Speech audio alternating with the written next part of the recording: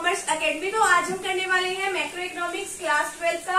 आज हम डिस्कस करेंगे बैंकिंग चैप्टर, जिसके अंदर है हम commercial banks and central bank के बारे में जो डिस्कस करेंगे। अब कमर्शियल बैंक्स कौन सा होता है कि जिसके साथ हम डेली बेसिस पे या फिर कह लो कभी कभार हम जो जिस बैंक में जाते हैं, जैसे SBI है या PNB बैंक है, जिस भी बैंक में जाके हम अपनी जो डिपॉजिट्स वगैरह है वो वहाँ पे अपनी जमा करवा के आते हैं। और अगर हमें लोन की जरूरत पड़ जाए तो वो बैंक जो है हमें लोन की फैसिलिटी भी प्रोवाइड करता है। तो ये जो है आपके घर के आसपास आप उस बैंक को देखते भी हो, जो डेली बेसिस पे आप जिसके साथ ट्रांजेक्शन कर सकते हो। ठीक है, तो अब देखिए इसकी डेफिनेशन क्या दे रखी है। A commercial bank is a financial institution, ये एक ऐसा फाइनेंशियल इंस्टीट्यूशन है that accept deposits from the general public, यानी कि जो पब्लिक है, ठीक है, जो साधारण जनता है, उनसे वो क्या करती है, डिपॉजिट को एक्सेप्ट करती है and advances loan to the general public. और अगर लोगों को जरूरत पड़ जाती है पैसों की तो इसको लोन भी प्रोवाइड करती है। ठीक है, तो इसका आप अच्छा एग्जांपल लिख सकते हो, SBI है, PNB है, आप जो मर्जी इसमें जो आपके आसपास जितने बैंक है आप उनके एग्जांपल लिख सकते हो। अब आगे आता है इसमें फंक्शंस क्या है कमर्शियल बैंक्स के। इसके 3 फंक्शन है mainly, primary function, secondary function and social function. ठीक है, तो अब आगे देखिए इसमें प्राइमरी फंक्शन जो है वो मेन फंक्शन होते हैं।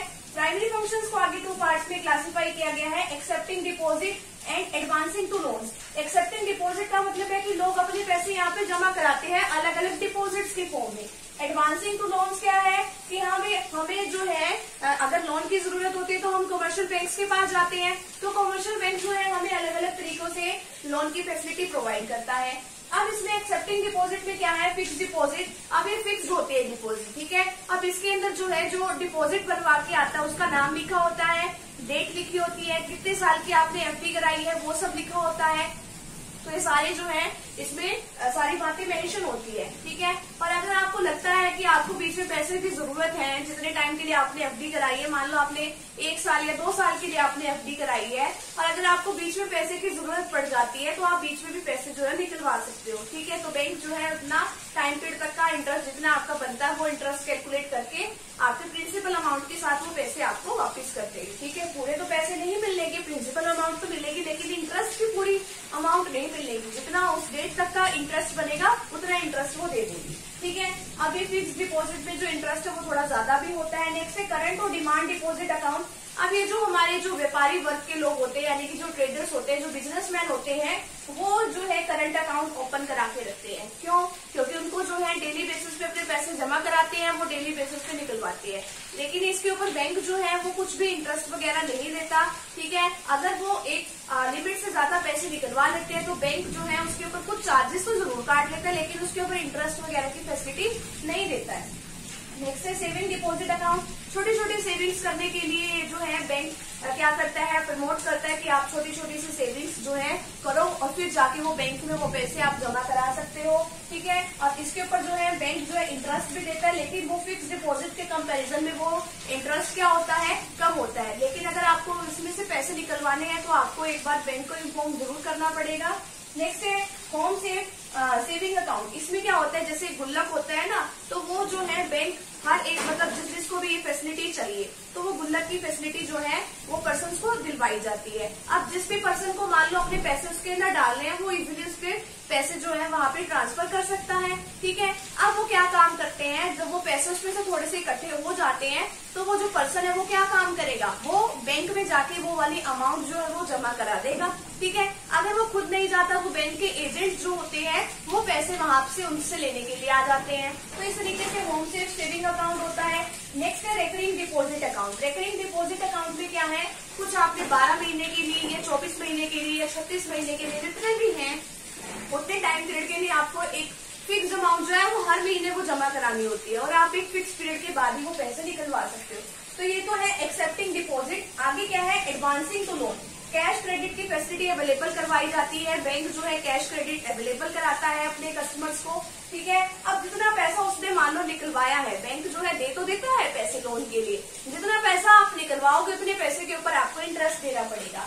आगे क्या है, ओवरड्राफ्ट। आपके बैंक अकाउंट में जितने पैसे हैं तो आपको कई बार ओवरड्राफ्ट की फैसिलिटी मिलती है। अगर आप बैंक के अच्छे कस्टमर हैं, अच्छे रेप्यूटेड कस्टमर है, मान लो आपको 10,000 रुपए की जरूरत है, लेकिन आपके बैंक में अभी कितने हैं, 8,000 रुपीज है, तो बैंक आपको 2,000 रुपए की है ओवरड्राफ्ट फैसिलिटी देगी, लेकिन आपको थोड़े टाइम पीरियड के बाद वो पैसे जो है वापस उसमें जमा कराने पड़ेंगे। आगे क्या है, डिमांड लोन। डिमांड लोन क्या है, बैंक जो है एक बार लोन तो प्रोवाइड कर देता है, ठीक है, एक बार उसने जितनी अमाउंट एक बार ट्रांसफर कर दी ना, तो तभी से आपके ऊपर क्या लगना स्टार्ट हो जाएगा, इंटरेस्ट लगना स्टार्ट हो जाएगा। चाहे आपने वो अभी तक एक भी रुपया नहीं निकलवाया है, चाहे आपने सारे निकलवा दिए, लेकिन आपके ऊपर इंटरेस्ट तो लगेगा। कैश क्रेडिट में क्या था कि सारों के ऊपर इंटरेस्ट नहीं लगता, जितने आप पैसे निकलवाओगे विड्रॉ करोगे उतने के ऊपर लगेगा, लेकिन इसमें क्या है, सभी के ऊपर इंटरेस्ट जो है वो कैलकुलेट होगा, ठीक है। अब आगे के इसमें कोई वैसे मैच्योरिटी टाइम पीरियड तो होता नहीं है कि कब आपको वापस देना है।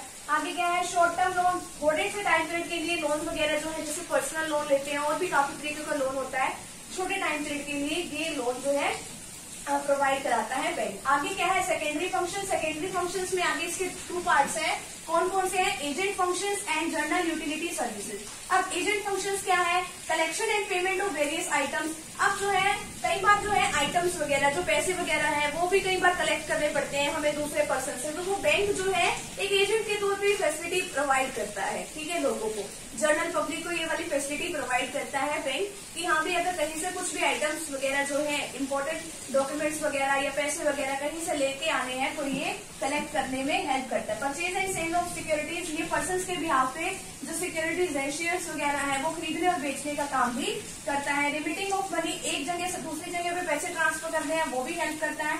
लेटर ऑफ रेफरेंसेज, अगर मान लो आप कहीं फॉरेन में कुछ डीलिंग कर रहे हैं, ठीक है, तो वो क्या मांगते हैं, कुछ कई पर्सन का रेफरेंस मांगते हैं, तो बैंक जो वो गारंटी के तौर पे मतलब रेफरेंस दे देता है कि हाँ भी ये जो पर्सन है वो ठीक है, पैसे वगैरह इसकी फाइनेंशियल कंडीशन ठीक है, तो इस तरीके से रेफरेंस देने का भी काम करता है। लास्ट है इसमें अंडरराइटिंग। अंडरराइटिंग में क्या है कि जो कंपनी है वो क्या काम करती है, उनको ना कई बार ये होता है कि क्या पता हमारी शेयर्स बिके या ना बिके, तो बैंक को या किसी भी अंडरराइटर को ये काम सौंप देते हैं, उसके बदले में अंडरराइटर कमीशन होता है, ठीक है। अब अंडरराइटर कमीशन क्या कहता है, इसके अंदर अंडरराइटर वो क्या काम करता है कि आपके शेयर्स बिकवाने की हमारी जिम्मेवारी है, अगर नहीं बिके तो ये सारे शेयर्स जो है हम ले लेंगे, ठीक है, अदरवाइज तो हम दूसरे लोगों को बिकवा देंगे। अब इनकी तो रेपुटेशन अच्छी होती है ना बैंक्स वगैरह की, तो इनको तो गारंटी होती है कि हाँ भी हमने तो शेयर्स बिकवा देंगे, बदले में हमें क्या मिलेगा, कमीशन, तो बैंक अंडरराइटर का भी काम करता है। आगे क्या है, जनरल यूटिलिटी सर्विसेज। अभी लॉकर की फैसिलिटी भी प्रोवाइड करता है, जैसे बैंक जो है लोगों के सोना चांदी ये सब रखवाने का काम करता है, लॉकर फैसिलिटी, इंपॉर्टेंट डॉक्यूमेंट्स भी रख सकते हैं।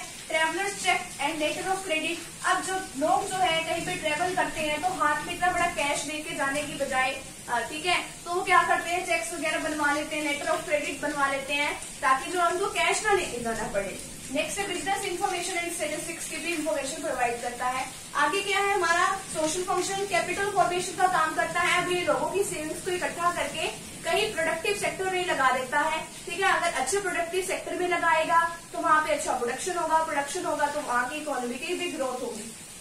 आगे नया नया कैपिटल फॉर्मेशन होता है। इंड्यूसमेंट टू इनोवेशन, जो लोग जो है नए नए सेक्टर में नई नई चीजों को बनाने में लगे होते हैं, उन लोगों को ये जो हेल्प करता है ये जो बैंक होता है, ठीक है, ताकि जो है अच्छी सर्विसेज उनको प्रोवाइड की जाए, उनको अच्छा पैसा दिया जाए, ताकि वो मतलब इस काम में तो ना उलझे रहे कि हाँ भी हमें पैसे मिलने की वजह से हम ये काम नहीं कर सके, तो ये इनको अच्छे तरीके से इनको लोन वगैरह की फैसिलिटी प्रोवाइड करा के ये इसकी ग्रोथ करने का काम करता है, ताकि और भी जो नए नए एंटरप्रेन्योर्स इसमें आए।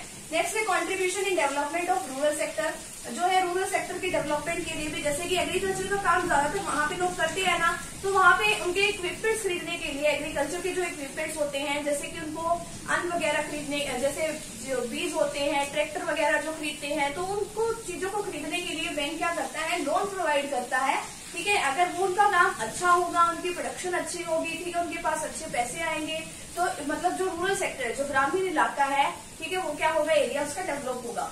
नेक्स्ट है इंक्रीजिंग मार्केट डिमांड, मार्केट की डिमांड इंक्रीज होती है। अब देखो कि जो गरीब लोग होते हैं वो जो ड्यूरेबल गुड्स होती है, जैसे टीवी है, फ्रिज है, वॉशिंग मशीन है, वो नहीं खरीद सकते, लेकिन अगर बैंक ये काम करते कि हाँ भी लोन सस्ता कर दे, तो लोग क्या करेंगे, लोन पे जो है सामान खरीद लेंगे। अगर लोग लोन पे जो है सामान खरीद लेते हैं तो थोड़े थोड़े किस्तों में तो वो पैसे उतार देंगे, लेकिन क्या होगा, मार्केट में तो डिमांड बढ़ेगी ना, डिमांड बढ़ने की वजह से क्या होगा, हम दोबारा से प्रोडक्शन करेंगे, एम्प्लॉयमेंट के लोगों के पास अपॉर्चुनिटी भी आती है, ठीक है, पूरी तरीके से इकोनॉमी की ग्रोथ भी होती है, मार्केट में डिमांड बढ़ जाएगी। नेक्स्ट है इम्प्लीमेंटिंग मॉनेटरी पॉलिसी। अब जो अनडेवलप्ड उस पे क्या है कि जो गवर्नमेंट है वो कमर्शियल बैंक्स के थ्रू क्या काम कर सकती है, अपनी मॉनेटरी पॉलिसी को इम्प्लीमेंट कर सकती है वहां पे, ठीक है, कि कब जो है हमें कॉन्ट्रैक्शन करना है क्रेडिट का, ठीक है, कब जो है किस तरीके से जो है हमें मार्केट में जो मनी की ज्यादा सप्लाई करनी है, कब कम करनी है, ये इसके क्वांटिटेटिव और क्वालिटेटिव जो कंसेप्ट है अभी हम लोग वो भी सीखेंगे इसके अंदर, तो वो वाली बात आती है। नेक्स्ट है एम्प्लॉयमेंट अपॉर्चुनिटी, जो मैंने मार्केट डिमांड में बताया था कि यहाँ पे अगर लोन सस्ता हो गया तो लोग जो है सामान खरीदेंगे, सामान खरीदा तो जो है उसकी डिमांड बढ़ेगी, डिमांड बढ़ेगा, डिमांड बढ़ रही है तो उसके लोग प्रोडक्शन करेंगे, प्रोडक्शन करने के लिए जो है हमें लेबर चाहिए, तो इस तरीके से लोगों को नया नया काम भी मिलेगा, ठीक है। तो इस तरीके से एम्प्लॉयमेंट अपॉर्चुनिटी इसकी होती है, ठीक है। तो यहाँ पे जो है इसके फंक्शन जो है बैंकिंग के यहीं पे कंप्लीट होते हैं, तो फटाफट से भी आप इतने का स्क्रीनशॉट ले लीजिए।